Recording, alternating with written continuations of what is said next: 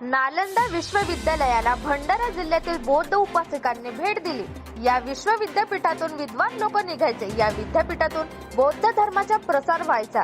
हे देशातील विद्वानांचे विद्यापीठ होते। विद्वानांतील विद्वान असे विद्यार्थी या विद्यापीठातून घडायचे व त्यांचा बौद्ध धर्माचा प्रचार व प्रसार ठिकठिकाणी व्हायचा। विद्यापीठातून बाहेर देशामध्ये सुद्धा बौद्ध धर्माचा प्रसार झाला। श्रीलंका, थायलंड व इतर देशात सुद्धा प्रसार झाला। या ठिकाणी खूप मोठी लायब्ररी होती। त्या विद्यापीठाचे अवशेष अजूनही दिसत आहेत। या नालंदा विद्यापीठातील मार्गदर्शक डॉक्टर रंजन कुमार यांनी भंडारा जिल्ह्यातील बौद्ध उपासकांना माहिती देताना आपले मत व्यक्त केले।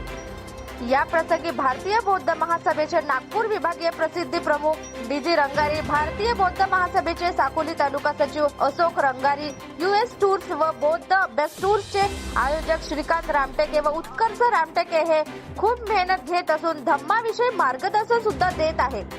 याविषयी बौद्ध उपासकांनी समाधान व्यक्त केला आहे।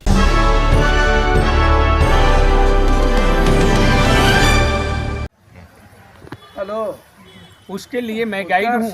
मेरा नाम हुआ डॉक्टर रंजन कुमार। मैं भी पीएचडी हूँ मगध यूनिवर्सिटी इन बोधिया से। यह मार्गदर्शक का कार्य आपको करेंगे। यह विश्वविद्यालय जब नालंदा बनी थी उस समय पूरे विश्व में 3 विश्वविद्यालय थे। पहले विश्वविद्यालय का नाम है तक्षशिला विश्वविद्यालय। वह पाकिस्तान में अभी रावलपिंडी के पास में है। सेकेंड विश्वविद्यालय यह नालंदा है। यह बौद्ध विश्वविद्यालय थी। यहाँ बौद्ध धर्म की शिक्षा होता है। जब यह नालंदा विश्वविद्यालय बने थे उससे 1000 वर्ष पहले भगवान बुद्ध का टाइम कहे जाते हैं और भगवान महावीर जो जैन धर्म के प्रवर्तक, दोनों समकालीन हैं। दोनों एक ही काल में थे और दोनों ये मगध राज में घूम रहे थे।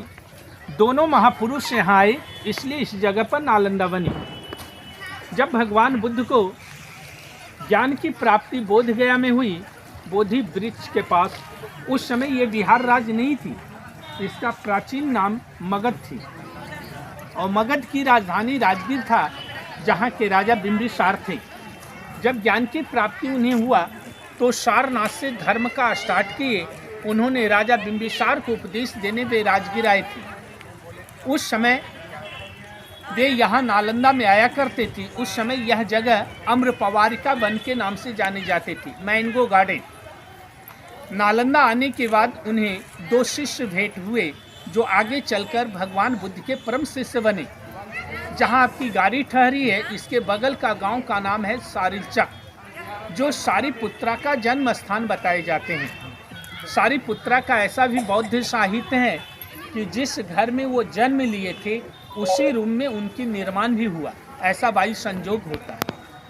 और महामुगलाइना का घर आपका नालंदा द्वार लिखे हुए से जहाँ टर्निंग लिए उसके बगल का गांव का नाम है कुल गांव।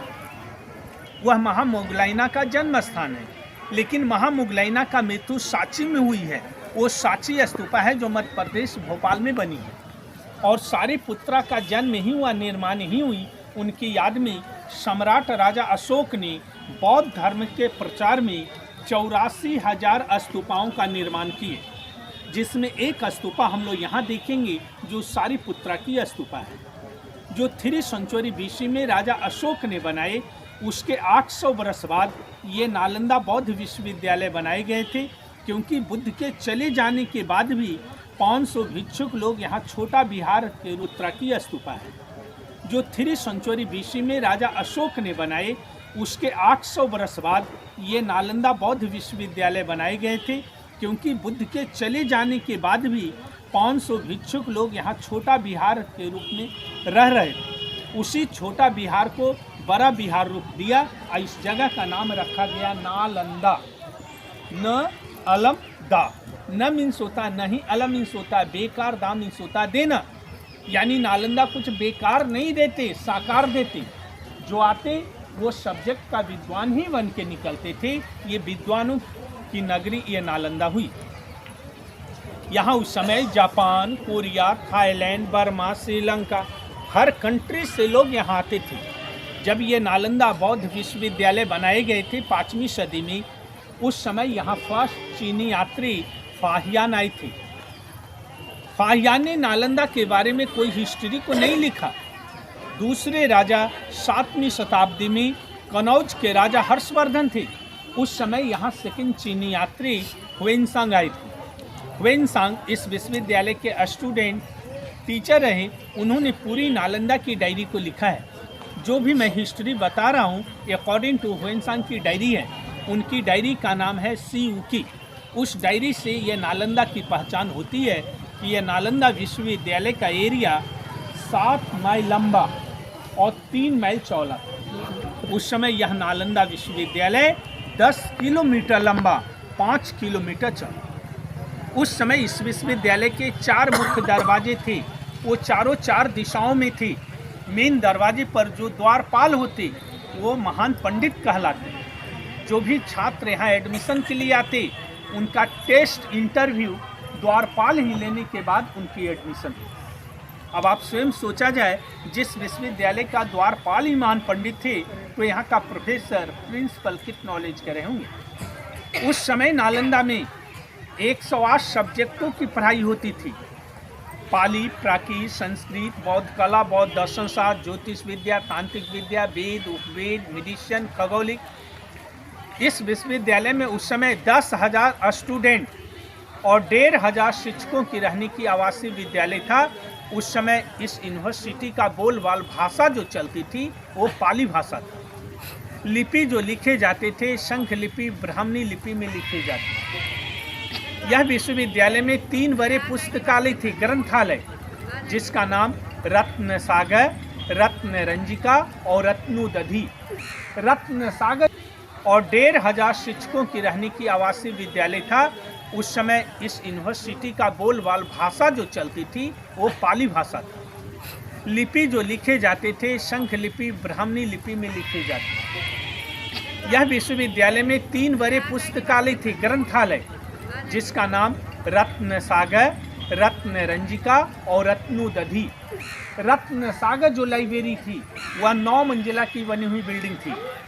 इस विश्वविद्यालय की कैंपस में उस समय 52 तालाब थे, 52 टैंक्स, 53 कुएं थे, जो हर हॉस्टल में आज भी हम लोग पुराने कुएं को देखेंगे, जो जल पीने की सुविधा होती थी। यह विश्वविद्यालय में पढ़ने के लिए कोई शुल्क नहीं लगते थे, फ्री एडमिशन होता था। पास में जो गांव होती थी 100 गांव से राजा लोग टैक्स लेते। कोई गांव से चावल, दाल, घी, दूध, मक्खन लेते और यूनिवर्सिटी को डोनेट करते थे। तो यहाँ पढ़ने के लिए फ्री पढ़ाई थी। यह विश्वविद्यालय को 1200 ईस्वी में मोहम्मद बख्तियार खिलजी, अलाउद्दीन खिलजी के सेनापति, वो चाहते थे इस्लाम धर्म। यहाँ आकर उन्होंने ये बौद्ध धर्म के छात्रों को भय दिखाकर मार भगाए। जो स्टूडेंट यहाँ से बुक लेके चले गए Japan, Korea, Thailand, Burma, Sri Lanka, आज वह कंट्री बुद्धिज़्म हो गया। हमारे इंडिया में कोई स्टेट बुद्धिज़्म नहीं है। और इस विश्वविद्यालय की लाइब्रेरी में वे आग लगा दिए, जिनके आग लगाने से यहाँ की पुस्तकालय में 6 महीने तक आग लगी रही। उस समय जो लाइब्रेरी में बुक होते वो पेपर बुक नहीं था, कॉपर प्लेट, भोजपत्र, तार पत्ते होते। कॉपर मेटल होता है, उसको जलने में 6 महीने टाइम लगे। कंप्लीट यूनिवर्सिटी यह 5वीं सदी में बनी, 12वीं सदी में नष्ट हो गई। फिर भूकंप आई जिससे ये सारी बिल्डिंग टूट गई। धीरे धीरे मिट्टी का नाका चिपक गई। यह एक मिट्टी की पहाड़ हो गई थी। नालंदा का कोई पहचान नहीं थी। आसपास गांव वाले लोग इसके ऊपर लोग एग्रीकल्चर का कार्य कर रहे थे। इसकी सर्वप्रथम खोज 1861 में लॉर्ड कनिंघम ने हुएनसांग की डायरी को पढ़े और वो डायरी के आधार से टील खुदाई हुआ तो नालंदा यहाँ मिली। अभी नालंदा 1 वर्ग किलोमीटर के एरिया की खुदाई 1915 से 1940 तक हुई है। उसके भग्नावशेष को हम लोग आगे चल के देखेंगे, जिसमें 2 लाइन मिले हैं। एक लाइन में छात्रों का नाम रत्न सागर, रत्न रंजिका और रत्नोदधि। रत्न सागर जो लाइब्रेरी थी वह 9 मंजिला की बनी हुई बिल्डिंग थी। इस विश्वविद्यालय की कैंपस में उस समय 52 तालाब थे, 52 टैंक्स, 53 कुएं थे, जो हर हॉस्टल में आज भी हम लोग पुराने कुएं को देखेंगे, जो जल पीने की सुविधा होती थी। यह विश्वविद्यालय में पढ़ने के लिए कोई शुल्क नहीं लगते थे, फ्री एडमिशन होता था। पास में जो गांव होती थी, 100 गांव से राजा लोग टैक्स लेते।